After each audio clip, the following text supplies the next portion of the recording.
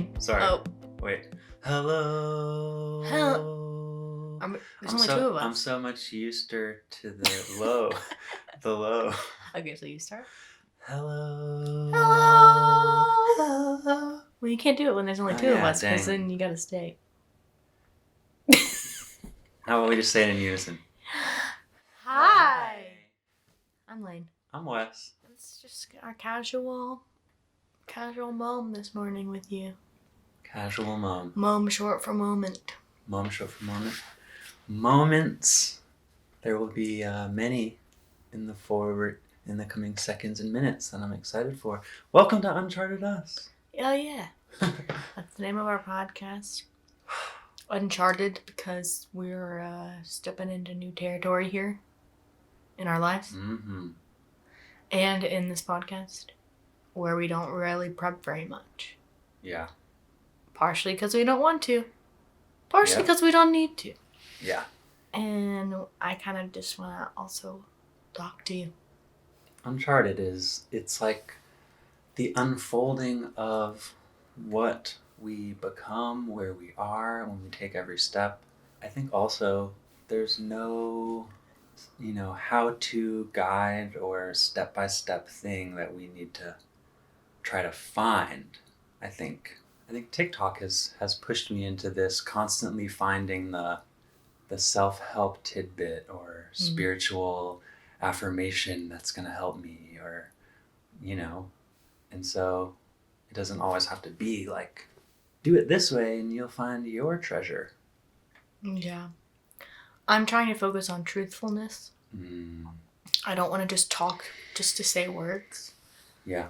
But I also want to not... Okay, I listened to the last podcast. Yeah. And I'm very happy with it because it was from a truthful place. But I want to speak louder.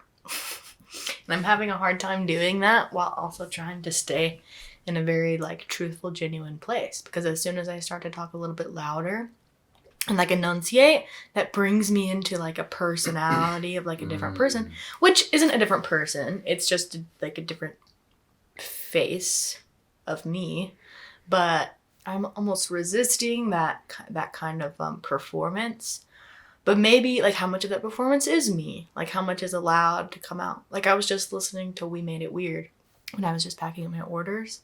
And I was like, just the way that Pete Holmes talks is a performance, just by the way that he is as a person. Yeah. And not that I was comparing myself to him or them, but I was almost being inspired, being like, oh, they can talk about really soft, gooey, beautiful, amazing things, but they don't have to whisper about them.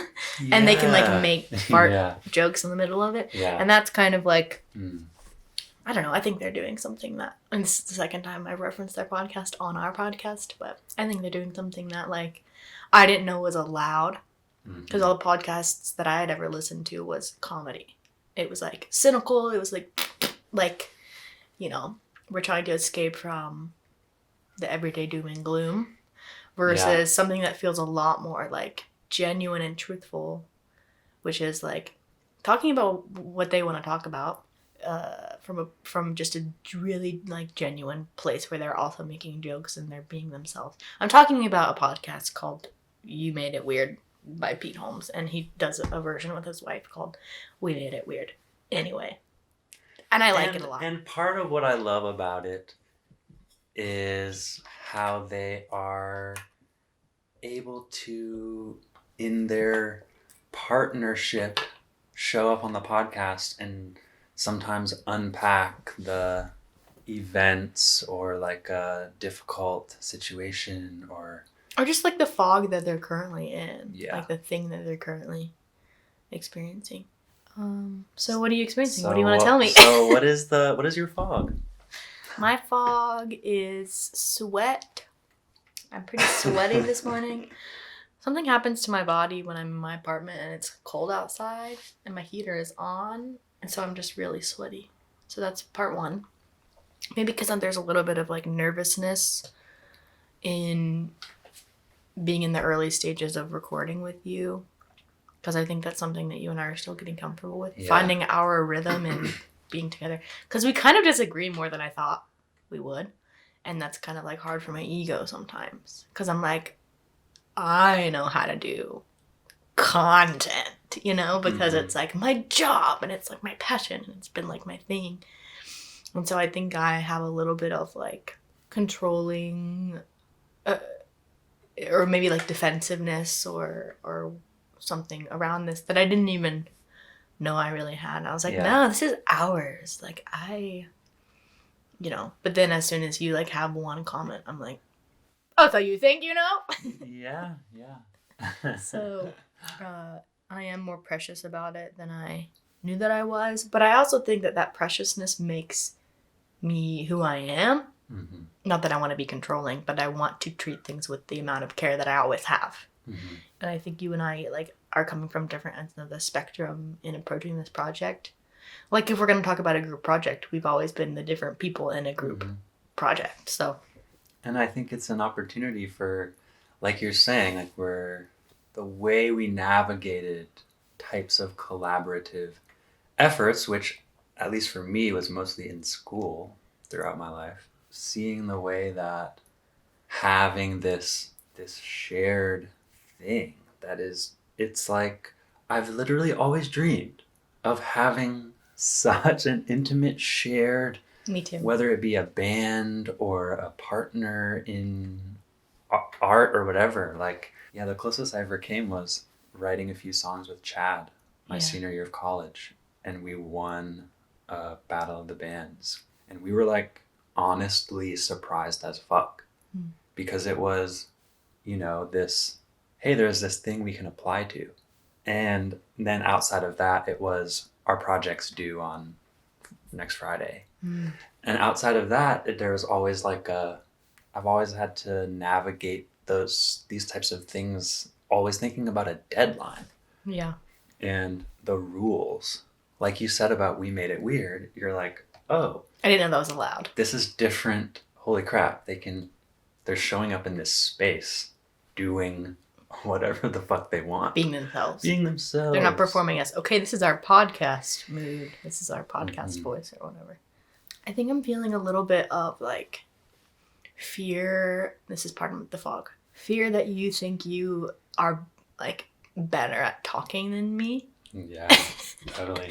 This fear that you are like, I'm the one who does the podcasts, and so I'm really good at storytelling. And it's like because you are. I really don't feel that way. Yeah, and like, but it's like my inner like critic or whatever that's making me feel like we're competing in this moment, which is funny because like I never anticipated that being the feeling when I would be recording with you, but just a little bit because of like where I've been emotionally, socially lately. I've been like, I think being beat up a little bit by an inner critic that I've recently named the pre-rejector. Yeah.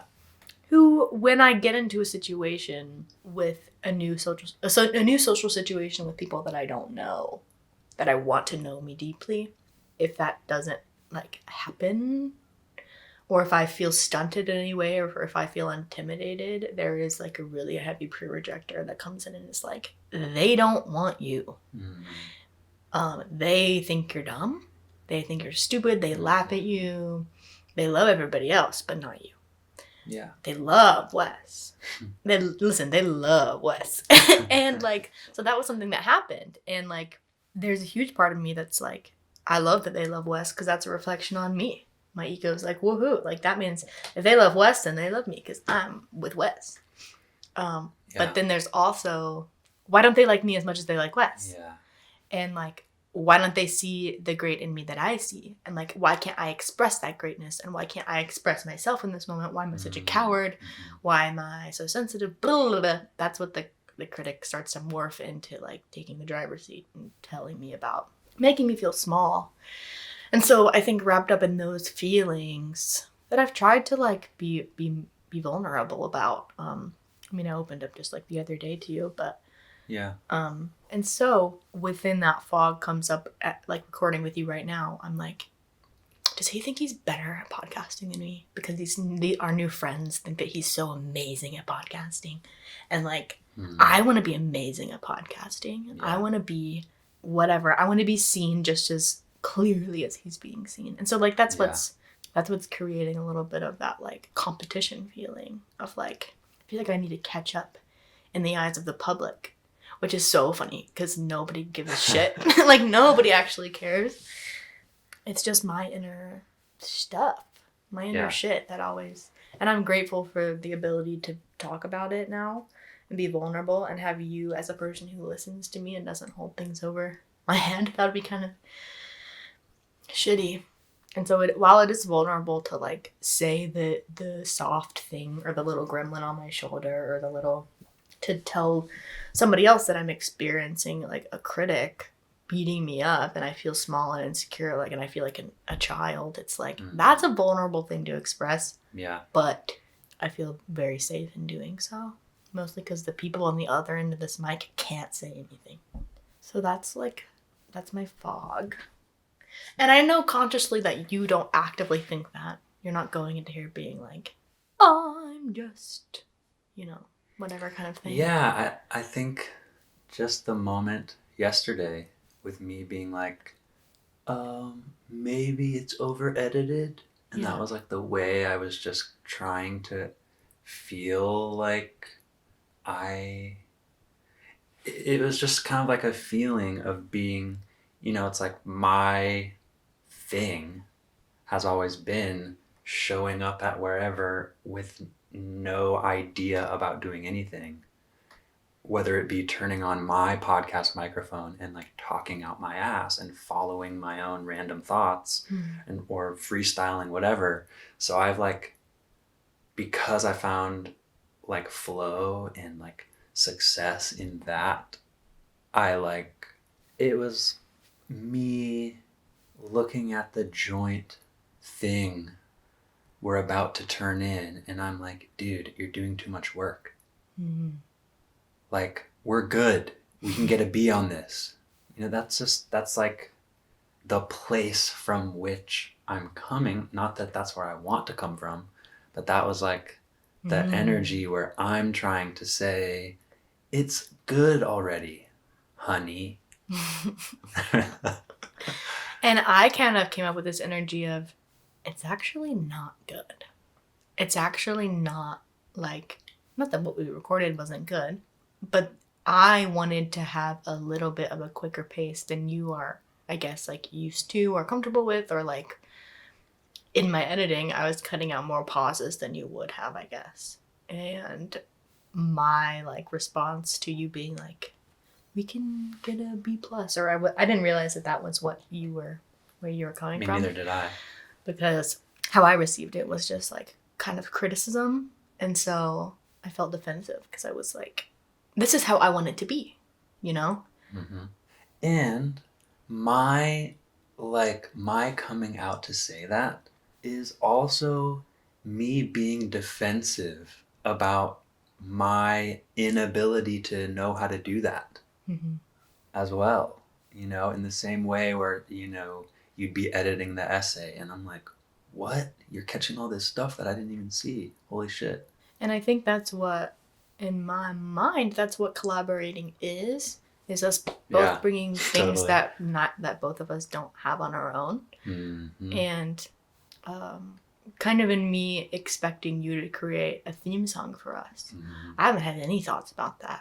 And I kind of, ever since you started working in Ableton a little bit, I've been like, oh, Wes is going to make a theme song. Not that I don't want to help you, but I've been like, you got it. And I'm excited to see what it's going to sound like. Right. And in that, you're like, but I thought we were doing it together. And the way that I feel about that is like, but I thought we were collaborating in a sense of like, you were doing the parts that feel the best to you. And I'm doing the parts that feel the best to me. And that's how we can make something great. And I want to be on that same page with you.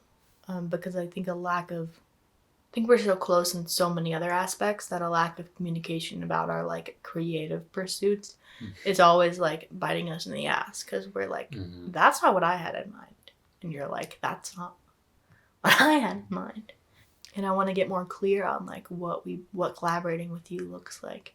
And like we're only going to do that by doing it. Yeah, and again, another aspect of us coming from different ends of like, I even think the type of content we've listened to throughout our lives is coming from the different ends.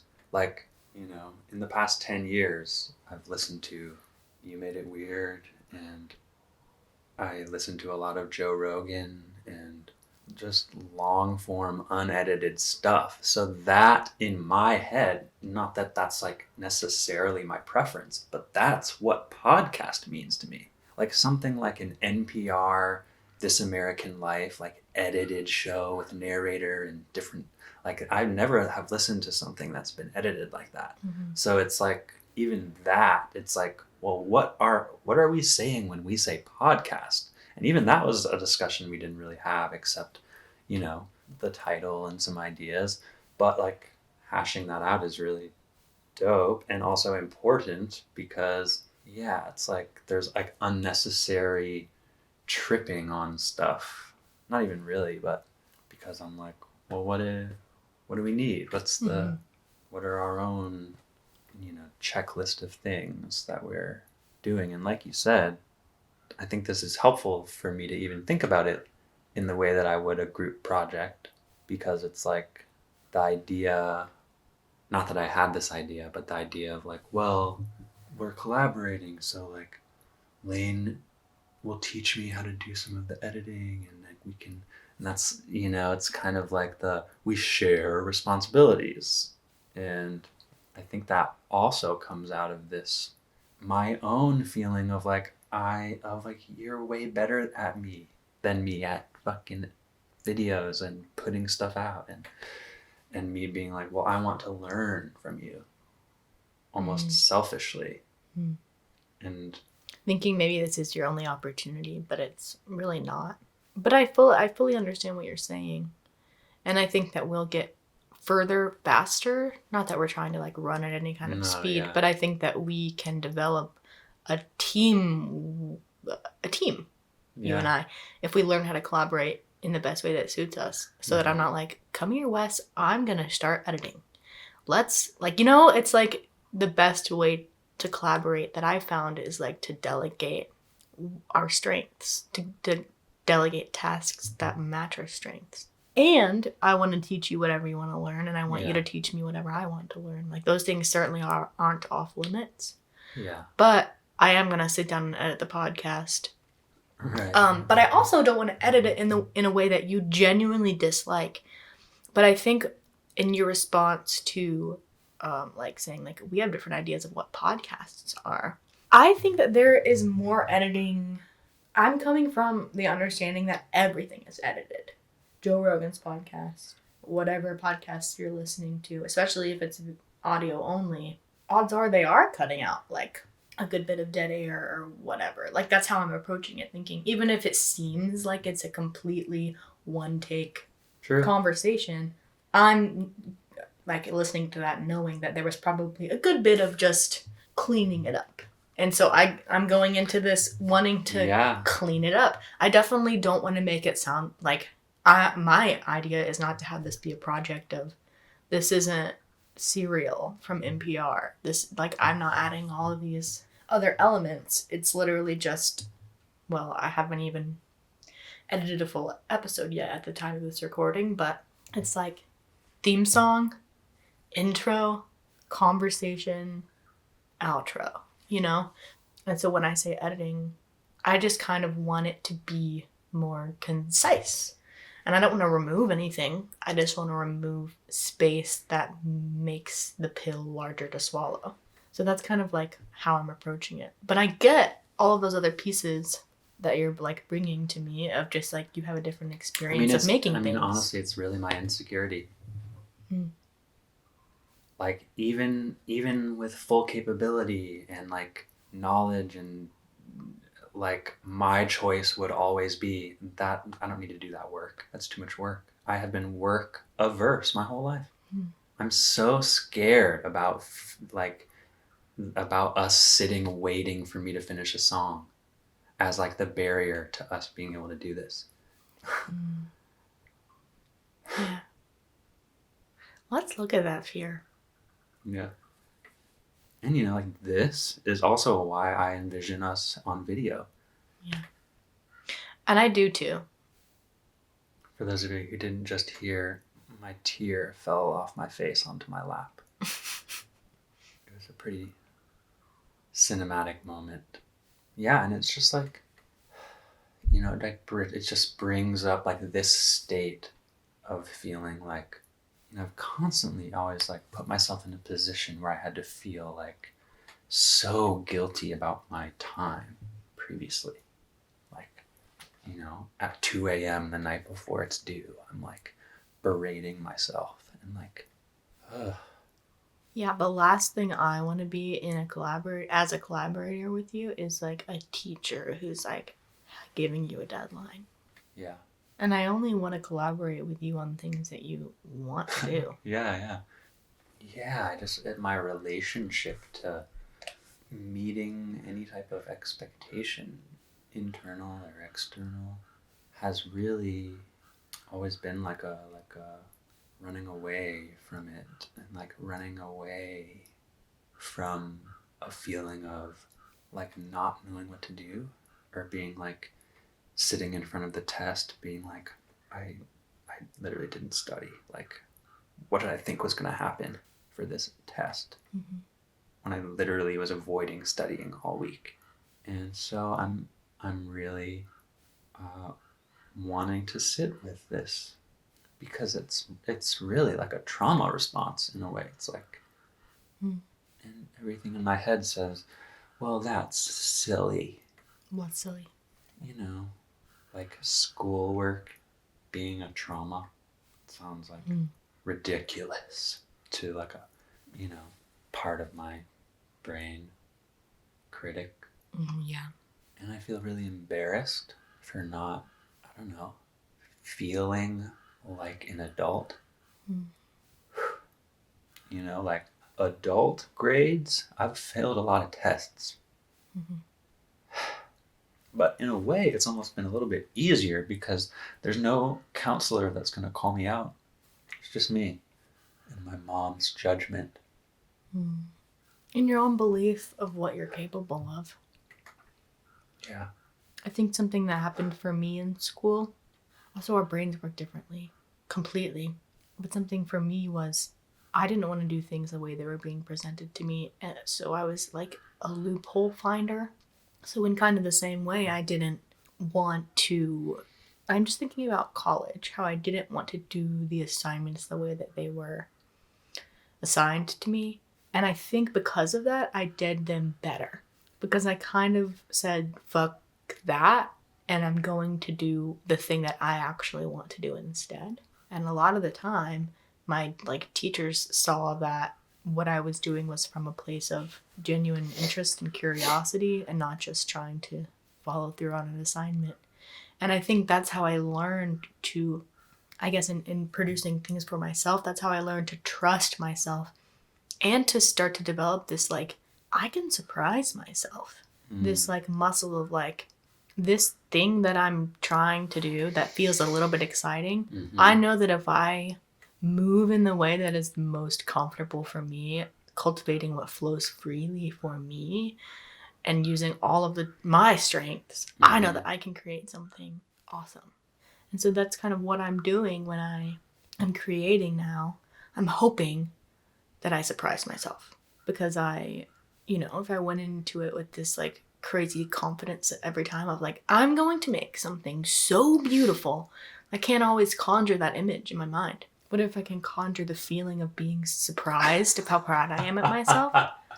I can usually follow that to something that is boop, oh, then that's just an expression of me, genuinely. And it's not like me following a set of rules and a rubric made by a teacher. Holy fuck. I need that on repeat. That's like an internal monologue that I've never thought to myself before.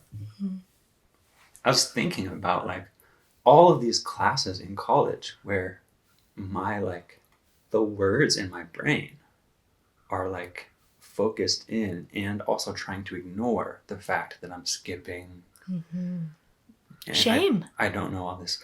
But like shame fog. What you were just saying is like recoloring my memories of my life, because I was following my compass.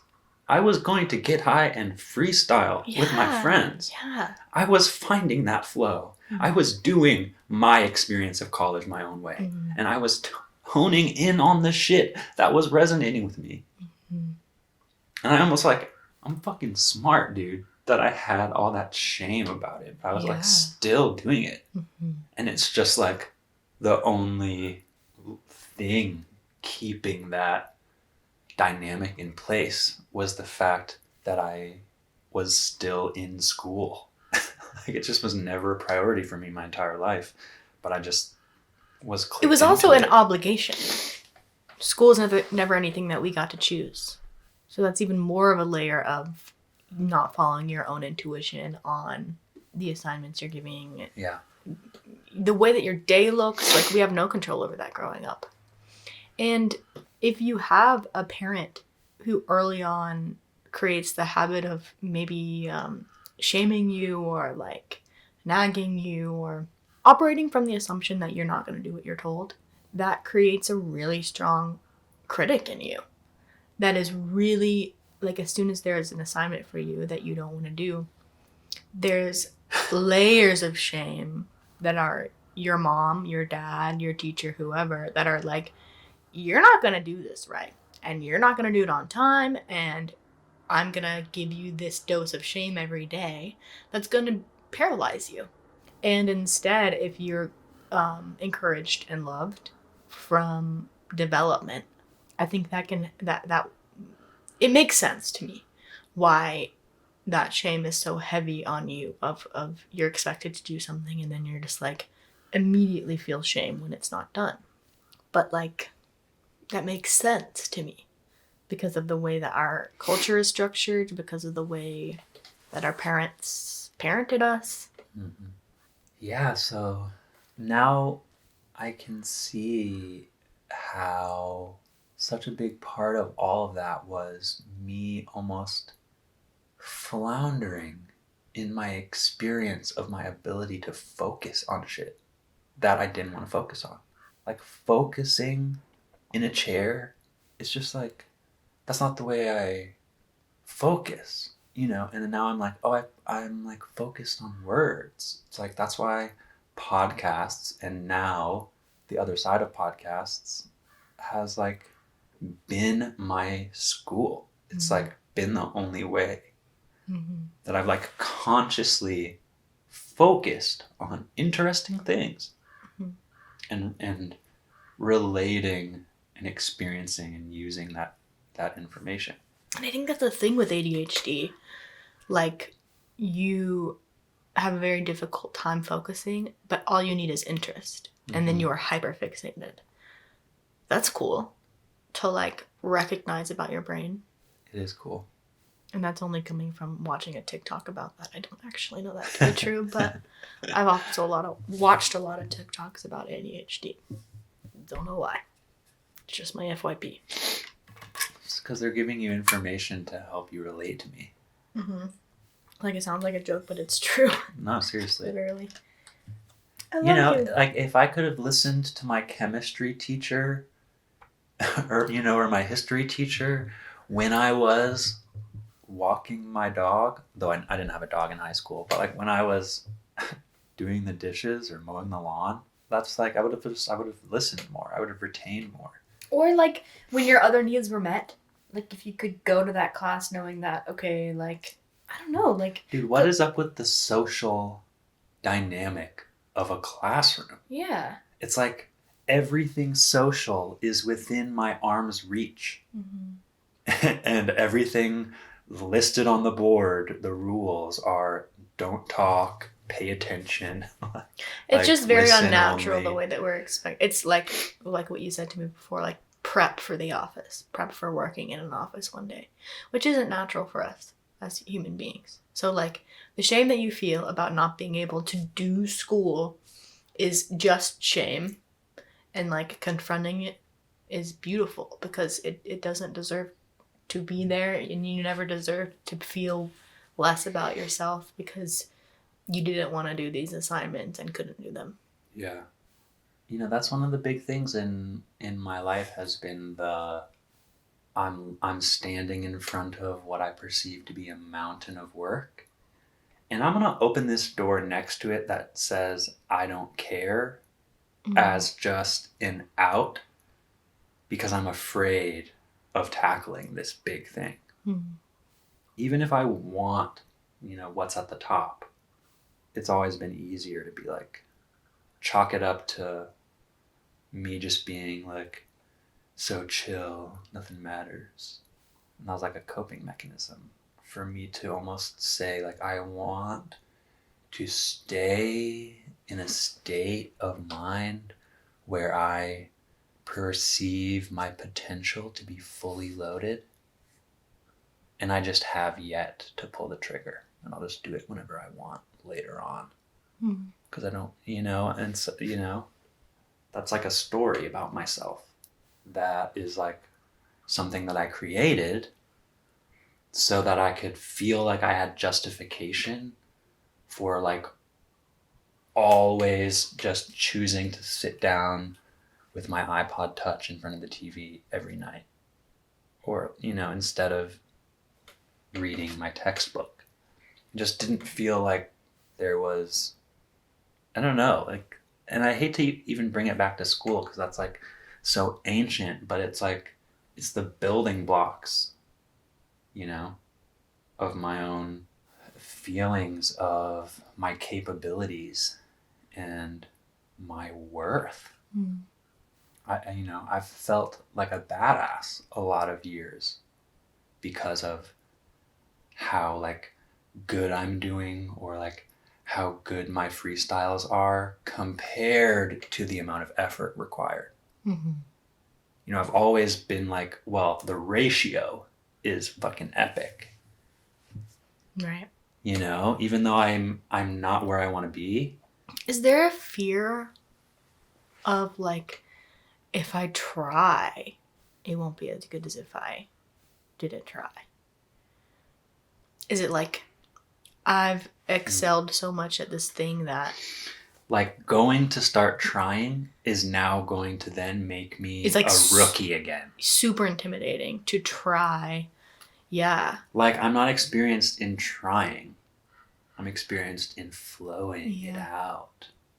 And so I'm like, and I think partly still I have this idea of like, I'm a star at the off the cuff stuff. And so I'm feeling like, well, number one, I've had shame about that for a lot. So I'm trying to release that and recognize this art as valid. So that's like some self-love, self-recognition right there. But at the same time, recognizing that I'm like doing this next to this next arena where there's work available to interact with the art and mold it into a different type of art. And I'm like, well, how do you, I'm looking at it even in like podcasts where I'm saying, well, I know how to talk for an hour, but I don't know how to edit my talking into a 20-minute engaging thing. So I'm not going to try to do that. I'm not going to try to do that. Yeah. Like, you can't edit me on stage. And that's kind of the thing where I've been like, well, then I'm not going to try to ever edit myself. And I'm going to just own it. And then now you're in a partnership with an editor. Yeah. That's funny. Yeah. And here you are, Lane the editor. And I'm trying to edit things and you're like, you're editing it? And I'm like, that's how I make it good. Is you give me this stuff. And then I'm like, so it's not good? And I'm like, I want it to be as good as it can be. Like, genuinely, the only reason I've been able to make, in my life, the way I've seen it, the only reason I've been able to make things that are quote unquote good is because I can edit them. Yeah. It's because I go in and I'm like, And that's kind of why I love editing too, and why I've looked at it as a career, is because I'm not necessarily the idea guy. Like, I'm not having a fully formed idea. I'm not thinking of something before I put it on canvas. But it's like, if you give me the pieces, if you guys went out and shot it, I can put the pieces together. And that's why I like collage. And that's what we're doing here. Like, we're creating the full, every aspect of all of the available fabrics. And we're making a quilt. And so it's like, we're not throwing away fabric, but we're trimming out the stuff that doesn't need to be in this dope quilt. Yeah. And the edges and the little fringes and stuff, which is exactly what you are doing. And that stuff does take time. Absolutely. Takes like an hour, 2, 3 of time and, tedious work. But to me, that's been that's been a necessary part of, because I made YouTube videos growing up. And so for me, it was, okay, I love shooting it. That's super fun. But there was also a really intense wait while I was shooting it. There was always a feeling of like, okay, I gotta just get it on paper, do the thing, shoot it, whatever. And then you're like, okay, now I sit down in the editing chair. And I get to take my time. Wow. And so that's why I love editing. I freaking love this, dude. Yeah. I freaking love this. Holy shit. No, for me, and as you're talking, I'm thinking, for me, art, freestyle was what I did to avoid doing tedious stuff. I'm like, tedious things? No. But I know that I can make something awesome if no one's looking. Like, I know that, like, I need people to be looking. Yeah. I'm like, fuck this being alone in my car. Like, that's when live streaming came out. Yeah. I was like, oh my God, people can be with me when I'm alone in my car. That was like a dope shift in my art making.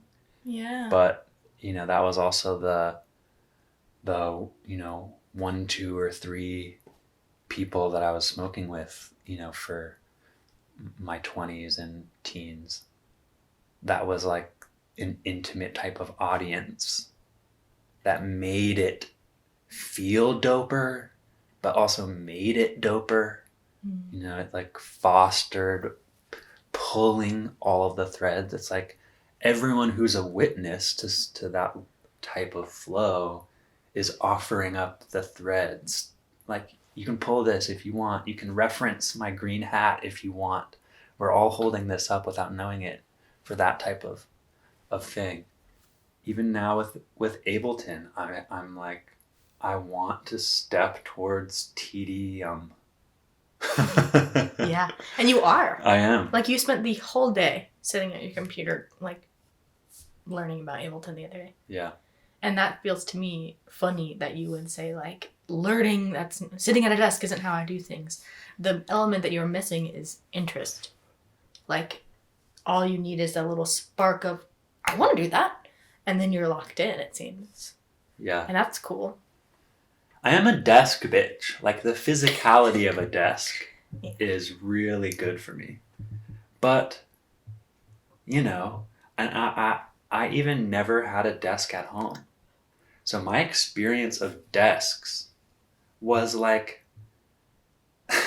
the prison of my confined area of where I usually want to be spreading out and like talking.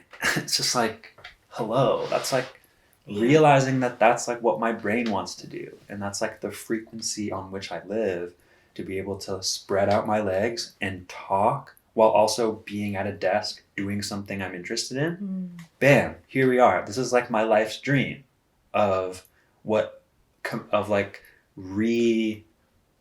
appropriating these old things that always felt confining. My alarm's going off. Oh shit. Okay, Google, stop. Yeah, basically saying like, take the desk, take the social thing, take the interesting thing. And those were all like barriers, requirements to act within that environment in a certain way, how you're told. And just like we were saying, like, no one's telling us what to do. Yeah. At all. And I think this is a chapter for us of healing whatever school was. For you, especially. Yeah. Just based on the stories that you've been telling. To heal whatever is still living inside of your body about school and work and just limiting beliefs is what they are. And I want to break those with you, and I want to like keep growing and expanding our ideas of like what we are capable of. Ain't that the truth? Ain't that the truth? Amen, sister. Amen, doggy. Doggy. It's very exciting. And to comment on, part of what's exciting is that I feel safe expressing myself and telling you what I'm feeling.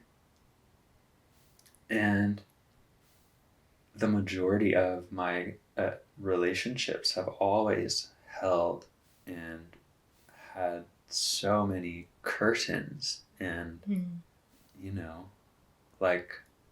unsaid things. Yeah, or like whether... I only have my experience, but like me overthinking and judging and withholding all these parts of things and thoughts about stuff. And so, yeah, even something as simple as me being able to be like, this seems too edited for me. Like I just needed to like say that. I don't even know if that's actually what I thought, but it was like the like cracking I'm having a feeling about open this thing where I'm like, it's like, I'm glad that happened because it's made me realize the amazingness of that. It's like, yeah, and again, it's kind of like me being like, hey, you edited my paragraph in the group project. Yeah. And you're like, yeah. I'm like, that's what I because do. This is a paper and we need to edit it. You're like, this is a podcast. We don't need 7 seconds of us breathing. Yeah. And I think because I've always said like, well, I don't know how to edit out these 7 seconds, so I'm gonna own them. So they're intentional. They're a choice. Yeah, this is a choice. I'm gonna choose this gap. And even Sarah the other night was telling me, she's like, I love the slowness of your speech. And I kind of almost was like, see, in my own head to me, I'm like, wow. And I even felt validated because, again, still part of it is me feeling insecure about not knowing how to do all of that, which also I've just never done it or tried. So it's like, I'm not even actually pointing to a lack of skill. I'm pointing to a lack of desire or a lack of trying. Again, because if there was a desire, I push that away and like cover it up with a tarp saying I'm slow on purpose. Like I don't need it. Even if that's not how I actually feel, I want to protect this illusion that I have about how I'm good 100% raw, which I believe is true, but it's almost as if I've gone full atheist.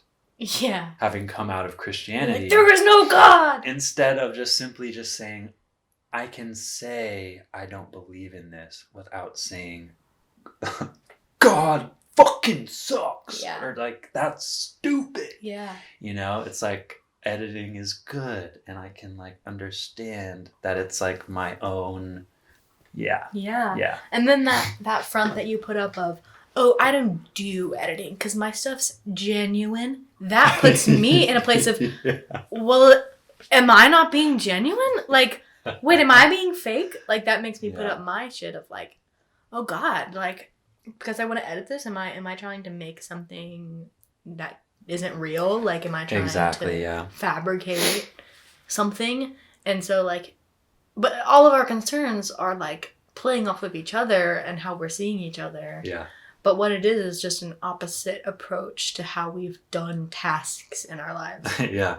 It's different styles and like flavors of things. But I think us as a duo, what's so beautiful is your degree of flow is like off the charts.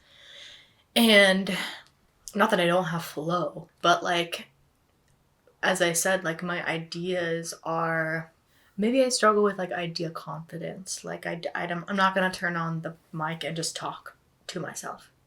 Like I need a catalyst. I need you, or I need someone to write the story, and maybe I'll shoot it, or maybe I'll edit it, or whatever. I needed you as the catalyst for that flow. And then I know that if I can just go in and just touch it a little bit with my edit fingers, then we can make something beautiful. Not even because like I'm a great editor or something, but just because I know how to do it. Just because like I know how. And so it's like the combined powers of the connection that we have, the flow that you have, my willingness to be open and vulnerable, and my technical ability, that all just becomes, oh, we can make content. To me, I'm like, oh yeah, let's do that. Oh, thank God. I've been wanting to do that. Let's do that. And so I think that's why my defensiveness comes up when you're like, that's not how I wanted to do it. Because I'm like, hey, I'm giving you what I have to offer. Like this is how I. Well, it's almost like we were like in this creative process, and then we get to like this cliff, and I'm like, all right, this is where we push our content down the cliff into the world, and you're like, Wes, have you not heard of a bridge? You're like, I have a bridge. Yeah. We can just like roll it across over there. There's another cliff on the other side, but like there's more we can do over there. There's tools over there. And I'm like, well, I never knew anyone with a bridge. You're like, I don't know the way. Like I never knew anyone with a bridge, or like I saw people with bridges and I was like, I wish I could afford a bridge, or like I wish I knew how to get a bridge. And so I, you know what I mean? Like, and I happened to have a lot of privileges that helped me build some bridges pretty early on. Like my parents bought me a camera. Things like that, that like, you know, that's just like a conversation about privilege. Yeah. But yeah, all of that doesn't stop you from like, it's just about being triggered by what you're insecure about and creating an awareness around it and not blocking. Because my instinct about what I'm being triggered, to bring it back to the beginning, being triggered by my pre-rejection critic who was like, these people aren't obsessed with you, never go back. And I'm like, I think I'm gonna go back to investigate like just what these feelings like are all about. And so like me going back is also you coming to the digital side of, or the what am I trying to say, technical side of creating things. Yes. And that's like a place where I want to go. Yeah. And I'm not even the end all be all of I just know how to edit in Premiere, and like that's pretty much it. But I think that because I proved to myself that was something I was curious enough about to learn and become a professional at, just that simple fact of what I accomplished gives me a lot of confidence for learning other things, you know? Yeah. All these other softwares, like how hard can it be if I've surprised myself with this software or whatever. I don't see myself as a technical person. I don't see myself as math, like never was a math and science, always just an English whatever. Not that doing art on a computer is math and science, but I never saw myself as a technical person. And so now I'm just now stepping into, that doesn't have to be my identity if I'm going to be good at it. Like, I used to think that I had to claim something as my identity for me to be fully involved in it. And I'm free from that now. I love you. I love you. Well, folks, that was episode 2. Thanks for joining us. Yeah, this was very good. And I wish you could have seen Wes's tears, and maybe you will one day. On our Patreon. When we have a space where we can like set up cameras. The video podcasts on our Patreon. So we'll start here. Yeah. And I love to start here with you. Yeah. Woof me. With you. I hope you have a wonderful rest of your day, and I hope that you could take something from being in this conversation with us. If not, just thanks for being here. Much love to you. Talk to you soon. Peace. Bye.